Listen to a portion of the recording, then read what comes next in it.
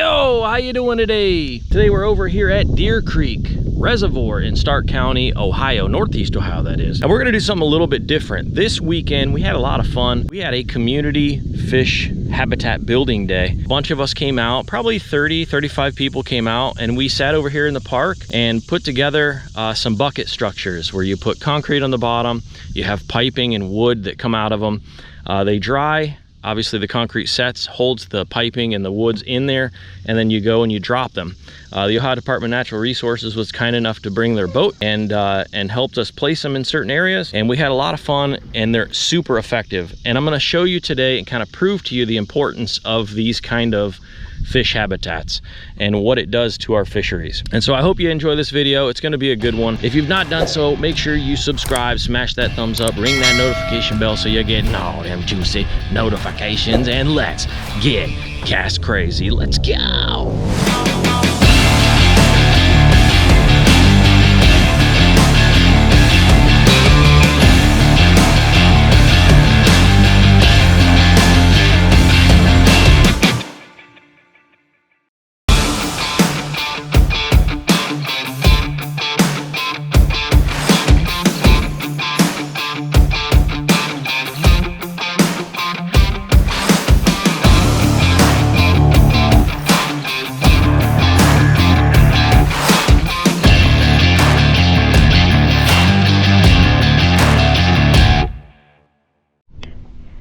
Holy crap, there's a bunch of fish.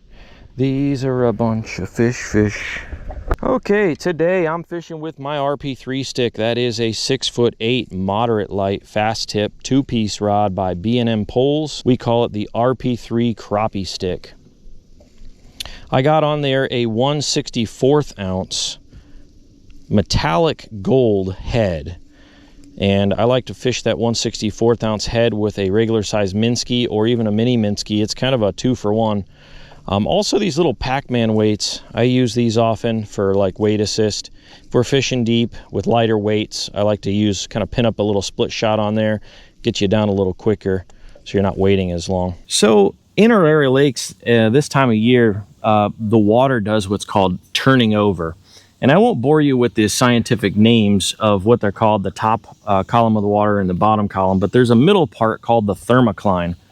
And what happens is if you have a period of time where the top part of the water starts to cool down, the bottom part, which is still warmer, starts to make its way towards the top, and it'll do what's called flipping over, turning over the water. I don't know if you've ever seen this in maybe the fall, where like the top water gets real mucky and you find a lot of branches and things. The more oxygenated water kind of makes its way towards the top and causes a lot of muck and things to appear. Well, what happens is that makes the entire body of water kind of less oxygenated, and so these fish will start to roam around and they'll start to kind of go crazy. If you have real good electronics, you will actually see the thermocline, and we'll go deeper here where you can see it maybe here in a bit. But in this particular body of water, the thermocline has been about 10 feet. Because the water is about 20 feet on average at this body of water, and that thermocline's making its way up to about 10 feet right now, the fish are going to be above that thermocline. If you fish below that this time of year, the chances of and likelihood of you catching much of anything are going to be very slim. And so we came in a little shallow. We came in right around 10 feet, a little bit above, and we're finding fish on structure at like 9.5 to 10 feet. So that's the strategy. We're going to see if we can't catch these. And oh, by the way, this structure here that we're fishing today are all structure that we literally placed just last weekend here in this body of water. So we're trying to demonstrate the importance of these structures and how important they are to a body of water like this that needs structure. There's one right there. Boom. First fish of the day. We got ourselves a cropster. Believe it or not, you know, I typically don't give attention to haters, but we did have a handful of people kind of not really like the idea of putting structures or things in the water. And I mean, I get their point to a degree. You know, if you're out here trolling, you've been trolling this body of water for 50 years, and all of a sudden here comes the new people just proposing some different ideas. I get that mentality, but understand the importance of fish structure and fish habitat. If they don't have anywhere to go, especially for a crappie, You'll find on bodies of water with limited structure, the crappie population doesn't get very good. There's another one. And so if you'll notice today, we're probably going to be catching a lot of 9s and 10s. That right there is probably an 8. Just a little guy. Hey, my baby. And one of the factors that play into the fish being so stunted is the fact that they don't have anywhere to hide, no structure. I got my wifey with me today, by the way, y'all. You're going to be seeing a lot of her. Now, some of the concerns with structure like this is, well, I'm trolling and I'm going to get caught in it. It's strategic. You know, a lot of the structure that we put in here like this are meant for shore anglers. And so if you notice, we're not that far off the shore here. You hear people that might have complaints about the structure being in the water, like in the way of their fishing. And that's understandable, but we're very strategic on where they place those, more towards like shore angler spots closer to the shore like this spot. And then another maybe complaint or concern might be, well, you're putting more plastic in the water. I would have to argue that. I mean, there's studies that have been done that these kind of plastics are perfectly fine. Sure, it's plastic piping, but you know, our water, even at a natural spring where they bottle like spring water, some of the finest, you know, spring water in the world is bottled from a spring that has PVC piping in it. So it's not going to harm anything. That's my point.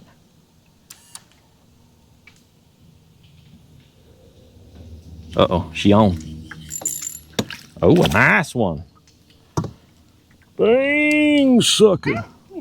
She putting it to me today again. She putting it to me. You've got like 4 to my 1. Yeah, the dink. That's the biggest one so far. And this time of year too, if you like to live scope, you'll find that the water gets really noisy. Like it has a lot of like algae and different things kind of floating in the water. Pollen. Yeah, pollen even. Good point. Today's brought to you by delicious water. Hey, if you made it this far in the video, make sure you comment down below habitat. Hey, thanks for doing that. Let's get back to fishing. There's one. Oh, there's a nicer slab. Hey, all right. He's on him now, y'all. We on him. Let's go.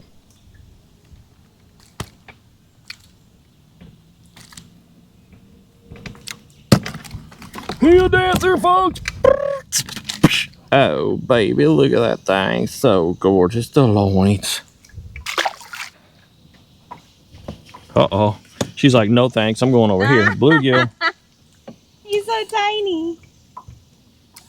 He's so cute. How do you even get that off?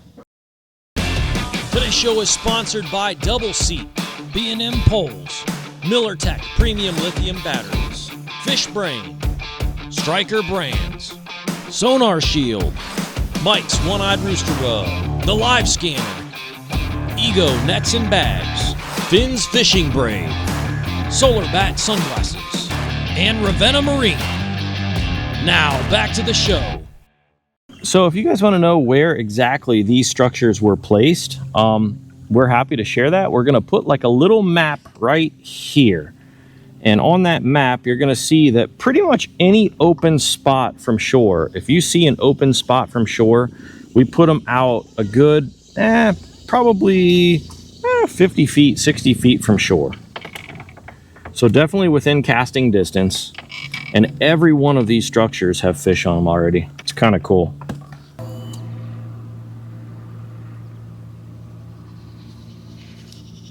Uh-oh, uh-oh. Oh, okay. Okay. A dang grobster, that's what he was. That's what he was, folks. Oh, baby, come on with it. The loins. Uh-oh, we got somebody fighting over it. Uh-oh. You on? It's not very big. Oh, that's the best one yet. No, it's not. Yours, the last one was bigger than this one. Nah, man, nah. Yeah. Nah, she trying to be humble, y'all. She already trying to be humble. Look at that loins. Oh, yeah. So we're actually fishing today with our brand new Bling Minnow color. This bling minnow is really awesome in that it's a black top and a silver bling bottom. And our silver bling has a little bit of red flake in it and looks really good. So the stain of the water, as you can see there in the distance, is all kind of stained up, a little bit alginated, and so kind of greenish, something dark. And then you guessed it, the reason we got that blingy metallic gold head on is because that sun. It's only 7-8 feet here, so we can lever the power of that sun, and who knows, maybe a little light beam will get them excited. So far it's working. So on a day like today when they're not really hungry and you got to really tease them, I kind of picture it as if I'm like playing with a cat. Like you're basically trying to taunt them or kind of like tease them a little bit into just committing to it. Sometimes too, they like to, if you can get it in between like 2 or 3 fish, then they're highly competitive. So they'll want to commit to it if they see their buddy trying to get it. Oh, there's one. Little. Look at that little dude. Oh my golly. Little baby blug. Another bluegill. A little bit bigger. A little bit bigger of a blug. By the way, I like using my 4-pound crazy crappie line this time of year. You know, with all the tariff things and going on, we had some limited stock on our spring stock up this year with our lines. But for the fall bite, we're going to have a good inventory in. We got a new color also coming down the pipes, orange, in both 4-pound and 6-pound. Keep your eyes peeled for that. You can see here also like some of the bucket structures. If you look close, you can kind of see almost like some spidering happen as I rotate around it. And there's fish all around these buckets. It is so cool to see. Like this, you can kind of see some spidering there. And there's already fish already on it. Now with Deer Creek specifically, we plan on making this a annual thing. So if you ever want to help with the fish habitat building programs that we plan on continuing, keep your eyes peeled on our events page on the website, castcray.com, or you'll see it on our Facebook as well. Wow. They work, baby, they work. See, here you can kind of see that line, that definitive line from, it goes from like 10 feet and goes all the way over. And you can see kind of like a differentiation of color here and here. But you'll see the thermocline starting at 10 feet all the way across, where it's darker on the bottom and lighter on top. Guess what? They're producing already. Already.